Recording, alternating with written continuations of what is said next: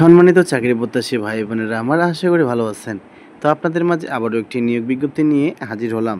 তো আপনারা দেখতে পাচ্ছেন বাংলাদেশ ধান গবেষণা ইনস্টিটিউট গাজীপুর। তো নিয়োগ বিজ্ঞপ্তি নং ১ ২০২৫-২০২৬ তো দেখতে পাচ্ছেন প্রকাশিত হয়েছে ২০শে আশ্বিন ১৪৩২ ৫ই অক্টোবর ২০২৫ খ্রিস্টাব্দ। তো প্রিয় শ্রোতা বন্ধু, আজকে আমরা এই বিজ্ঞপ্তি নিয়ে পুরো বিস্তারিত আলোচনা করব। আর আমাদের চ্যানেলে যে বিজ্ঞপ্তিগুলো প্রকাশ করা হয় সকল ধরনের সরকারি বেসরকারি সব ধরনের প্রতিষ্ঠানের নিয়োগ বিজ্ঞপ্তিগুলো আমরা সবার আগে দেওয়ার চেষ্টা করি। তো পুরো ভিডিওটি দেখবেন, স্কিপ করবেন না। স্কিপ করলে ভিডিওর আগা মাথা কিছুই বুঝতে পারবেন না। তো চলুন শুরু করি আজকের ভিডিও। তার আগে বলে রাখি, এই চ্যানেলে যদি আমাদের এই ছোট্ট চ্যানেলটা যদি আজকে প্রথমে এসে থাকেন, অবশ্যই চ্যানেলটাকে সাবস্ক্রাইব করে রাখবেন। আর ভিডিওটি ভালো লাগলে অবশ্যই লাইক করবেন। তো চলুন আমরা এবার কথা বেশি বাড়াচ্ছি না, বিস্তারিত আলোচনা করি।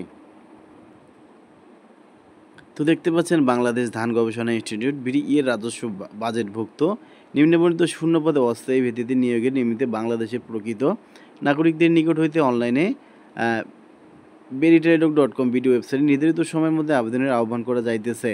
অনলাইনে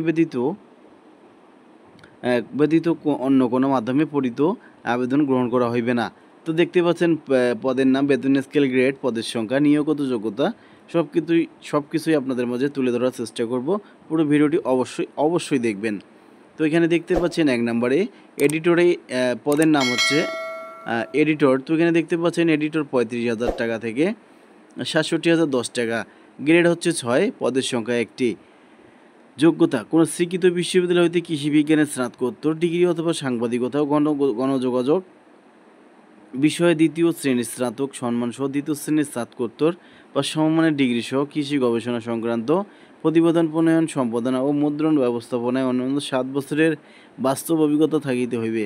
তবে শর্ত থাকে যে শিক্ষা জীবনের সকল স্তরের অনুমোদিত বিভাগ থাকিতে হইবে। সায়েন্টিফিক অফিসার এসও কৃষি স্থায়ী ২২,০০০ টাকা থেকে ৫৩,০৬০ টাকা। গ্রেড ৯, পদ সংখ্যা রয়েছে ২৫টি। কোনো স্বীকৃত বিশ্ববিদ্যালয়তে কৃষি বিজ্ঞান বিষয়ে স্নাতক সম্মান বা সমমানের ডিগ্রি, তবে শর্ত থাকে যে শিক্ষা জীবনের সকল স্তরে অনুমোদিত বিভাগ থাকিতে হইবে।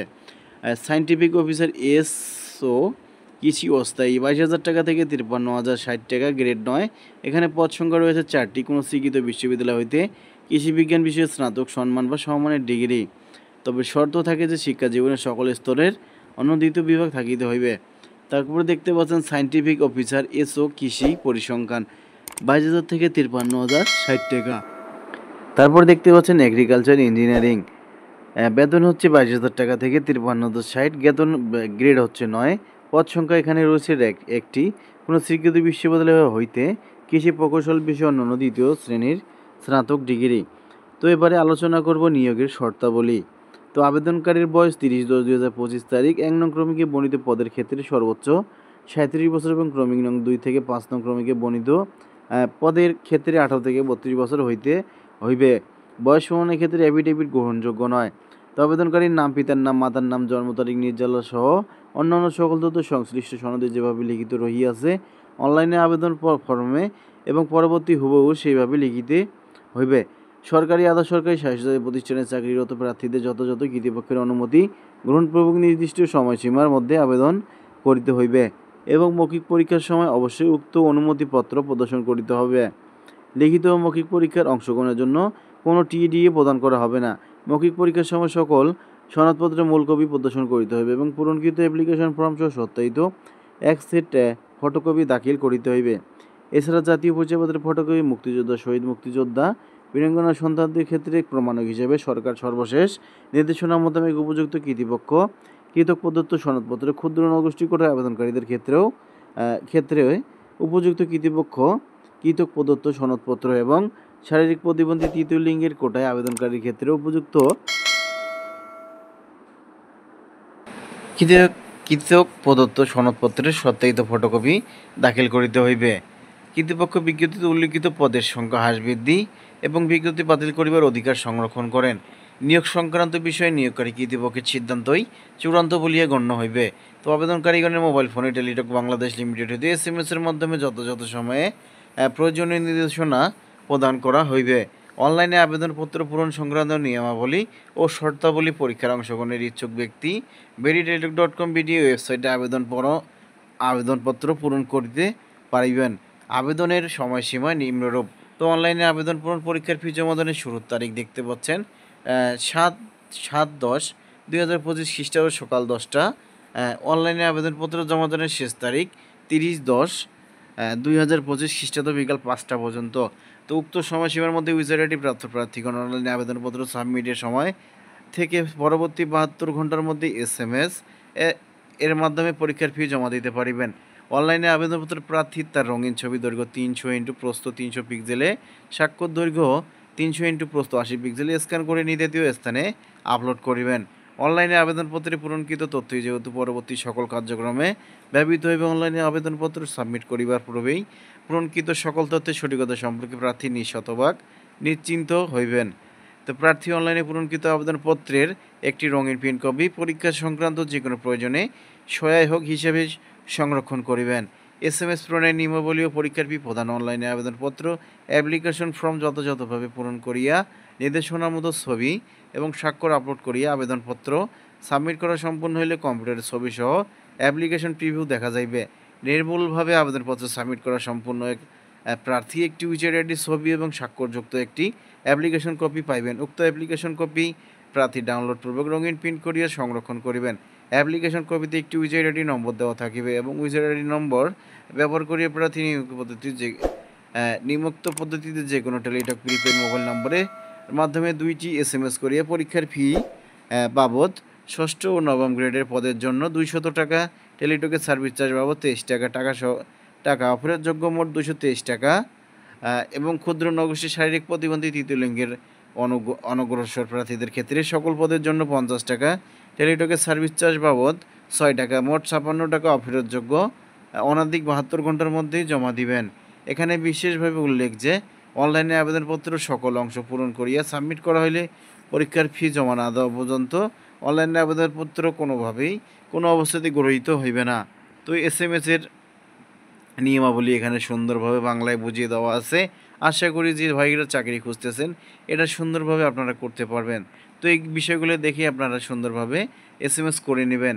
তো এখানে দেখতে পাচ্ছেন প্রবেশপত্র প্রার্থীর বিষয়টি veryteletalk.com ওয়েবসাইটে এবং প্রার্থীর মোবাইল ফোনে SMS এর মাধ্যমে শুধুমাত্র যোগ্য প্রার্থীদেরকে যথাযথ সময়ে জানানো হইবে। অনলাইনে আবেদনপত্রের প্রার্থী প্রদত্ত মোবাইল ফোনে পরীক্ষা সংক্রান্ত যাবতীয় যোগাযোগ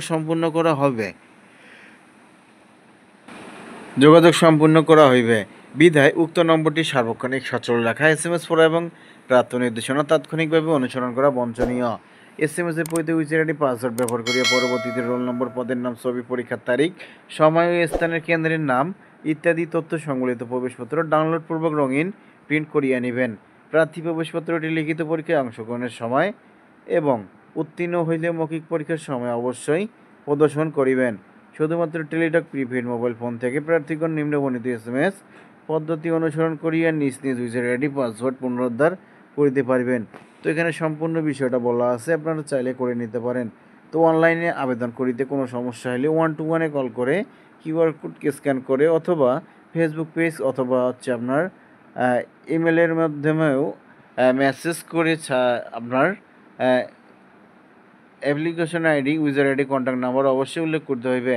বিজ্ঞপ্তি পত্রিকা ছাড়াও very.gov.ভিডিও ওয়েবসাইটে অথবা QR কোড স্ক্যানের মাধ্যমেও বাংলাদেশের একমাত্র রাষ্ট্রীয় মোবাইল অপারেটর টেলিটকের জব পোর্টালে ওয়েবসাইটে সরাসরি প্রবেশ করেও বিজ্ঞপ্তিটি পাওয়া যাইবে। বিজ্ঞাপনে উল্লেখিত পদ সমূহের চূড়ান্ত সুপারিশ প্রণয়নের ক্ষেত্রে সরকারের সর্বশেষ কোটা নীতি অনুসরণ করা হবে।